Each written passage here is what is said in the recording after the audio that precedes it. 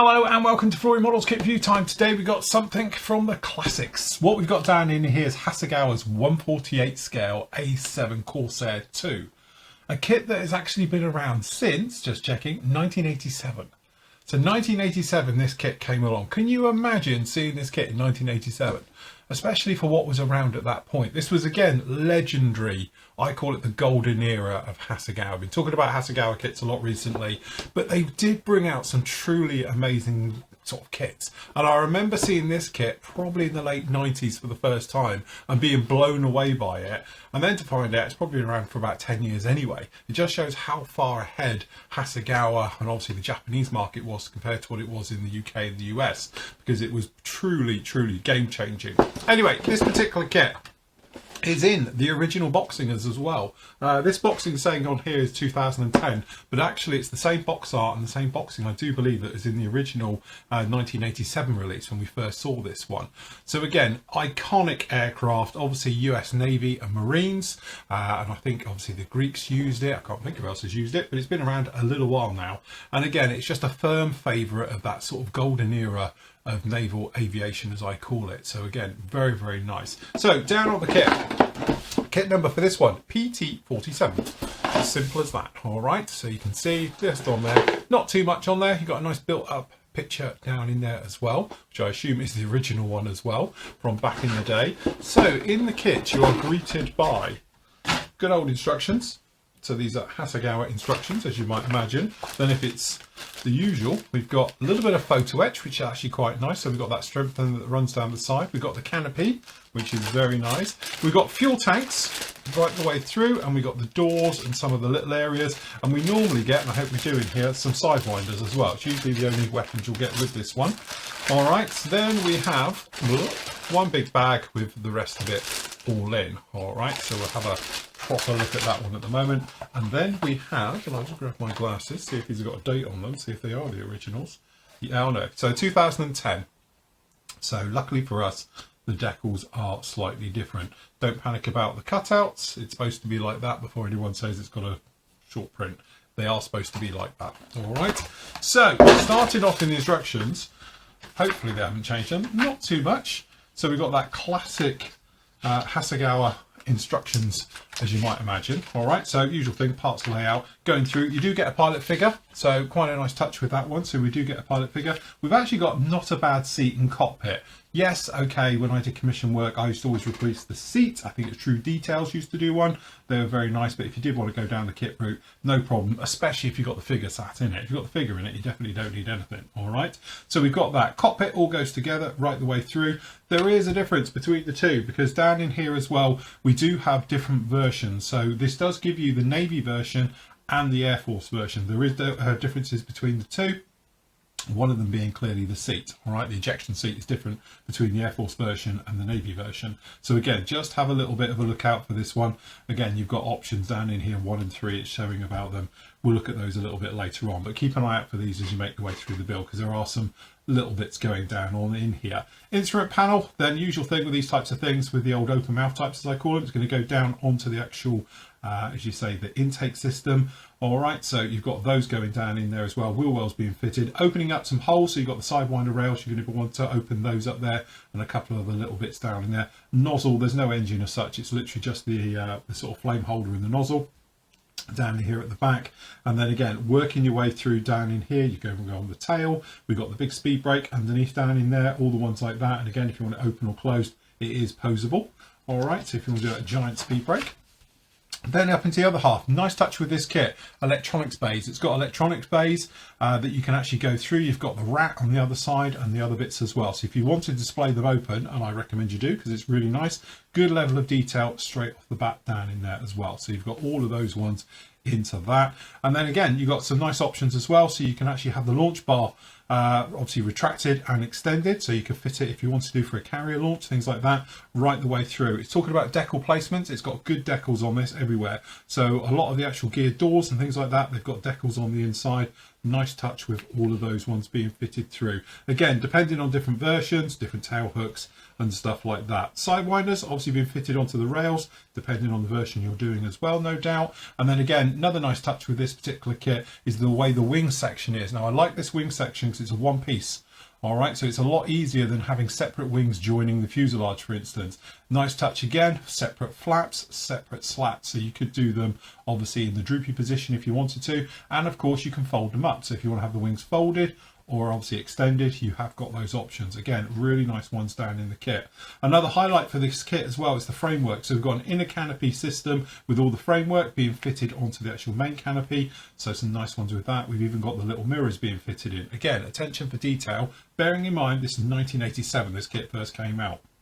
As you can see, lots of other detail around the cockpit. So we've actually got boarding ladders, everything else you might expect down in there as well going up. So again, if you can use them, you use them. If you're not, you have it all in the closed position. Again, another lightning touch for its age as well is we've got sway braces for the pylons are fitted on this as well right the way through.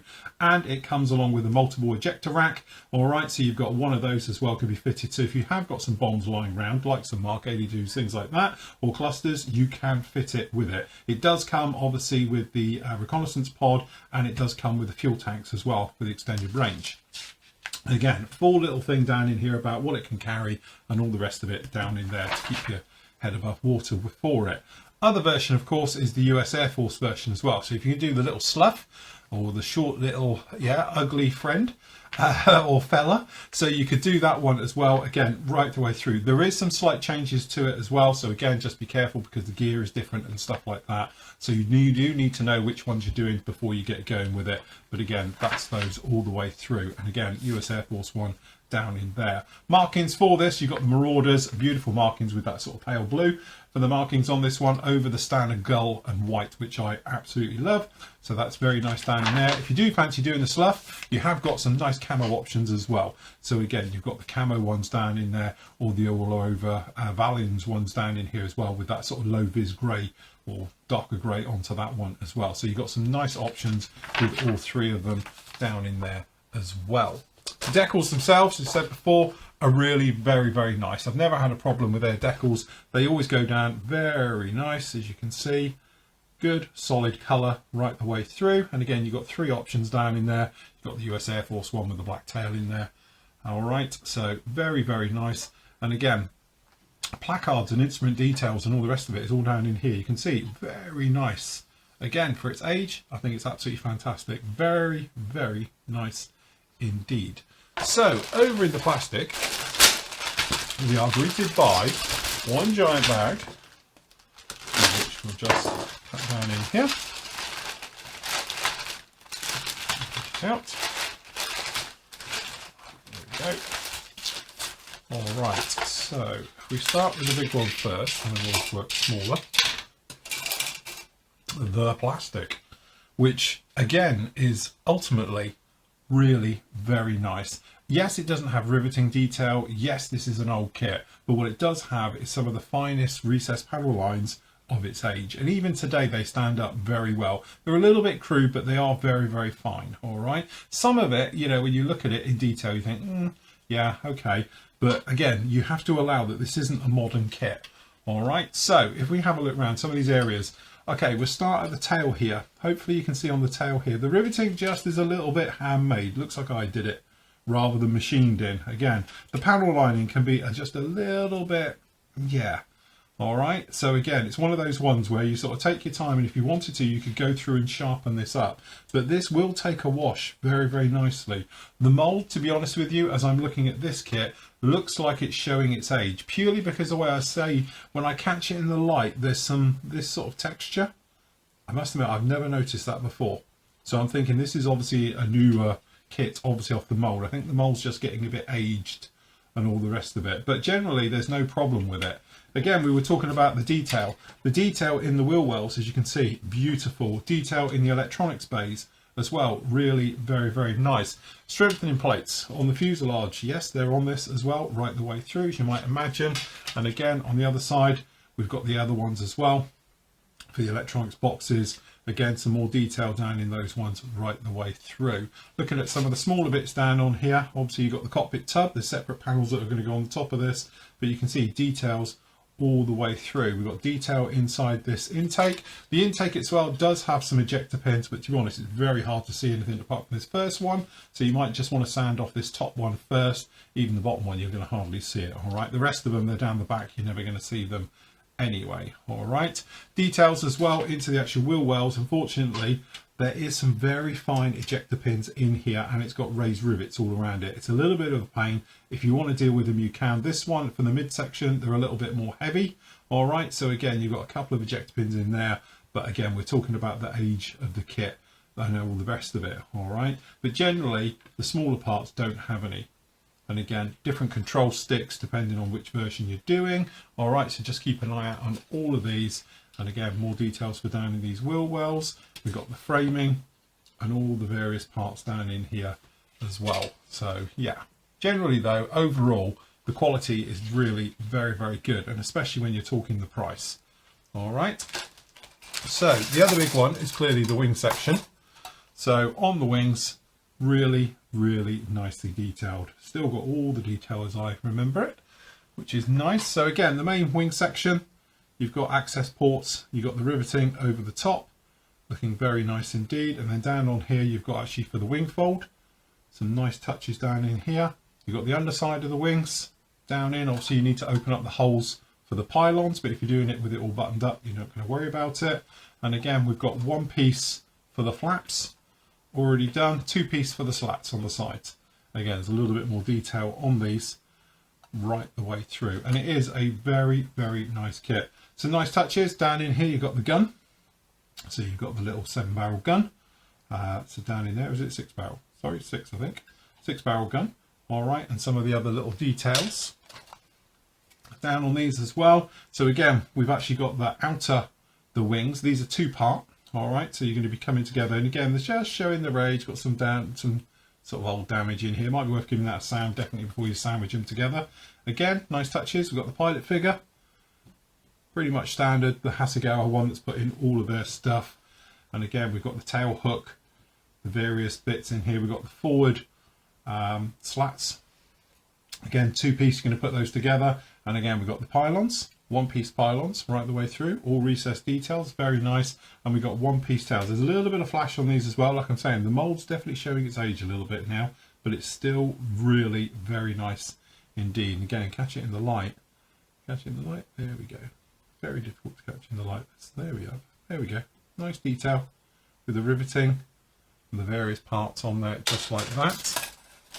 Then we got some of the other bits. So this is for the Navy aircraft. So again, slightly different versions of.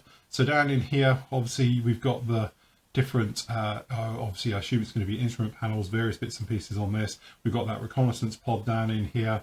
We've got this barring system. So this is, I think it's like a fuel line system that runs on the outside. So you've got photo etch goes down first, and then this sits on top of it, which is very, very nice indeed. And again, we've got different bay doors down in here and the other parts are actually looking quite nice, all of that together. We've got a couple of other little sprues, which I have no idea. This is seats by the looks of it. It's for the A-7E. And we got the one down in here for the A-7F. All right, which in our case will be the D, I think. So is that one. We also get a little bag full of very nice. We've got the drop tanks. So we've got 2 of those in there. Then we've obviously got the other type, which are for the D. So there's a slight difference in these fuel tanks. These have got little raised rivets and all the rest of it. These haven't. The major difference though is the wheels. The wheel hubs are different between different versions. So just keep an eye out when they're doing this, because they're putting both in here now. What's really nice though is the weapons. As I said before, we've got a multiple ejector rack down in here as well. We've got some of the older sidewinders.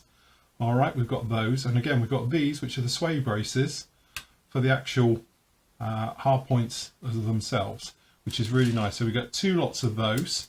And then over on here, we've got the D down in here. And again, we've got the various different HUD combings and everything. So we've got both types. We've got the E and the D down in here, and obviously the side panels are different versions of as well. So again, depending on which one you're doing and different doors, there's different versions right the way through. So actually it does open it up. You can do lots of other ones down in here. Crucially though, we just want to check the parts. So this is that little bit of photo etch is going to run down the side. That's all it literally is. It's just like a strengthener, and then the piping goes on top of it. So again, you can put, I would put this down first, then put the piping on top. So you can do that. And then last up, we've actually got the clear parts, and they're a little bit flashy around the edge, just on these corners. You can probably see it. But again, a little bit of a clean up. I think that'll be absolutely fine. The parts themselves are clear, or as clear as you're going to get. And again, you do get quite a nice raised bit of texture.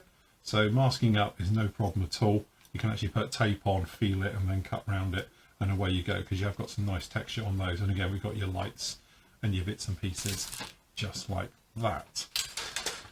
There you have it. Welcome back to 1987, everybody. Or probably most of you won't remember it, but I do very well. And I remember seeing that kit though, but I was trying to work out when I first saw it. It would have been mid to late 90s I first saw this particular kit, and I was blown away. I'd be blown away by it now. We've got some great kits that have come along from Hobby Boss and other people, which I still think the Hasegawa ones are better. Like the Skyhawk, like the Corsair. You know, we've had other ones come along now, sort of, replacing some of their other kits, like the Phantoms. Okay, the Phantoms now are looking a bit old and a bit sad. All right, but I built one, as you know, on a live show not so long ago and thoroughly enjoyed it. It's a nice, quick, fun build, no problem at all. And then other times you look at stuff from Zukamori and you think, yeah, that's definitely showing its age now.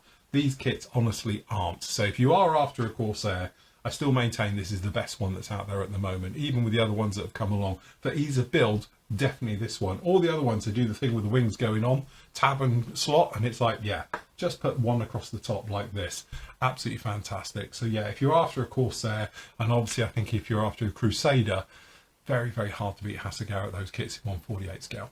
Anyway, that's it from me. So that is the gorgeous Hasegawa 1/48 scale Corsair. Obviously, you can do the D and the E version from this one, and you can do the F, different versions from it. So all you need is some other decals, and you can pretty much do all the Corsair family if you wanted to with this particular kit. Anyway, that's it. It's a beautiful kit, and definitely a must-have.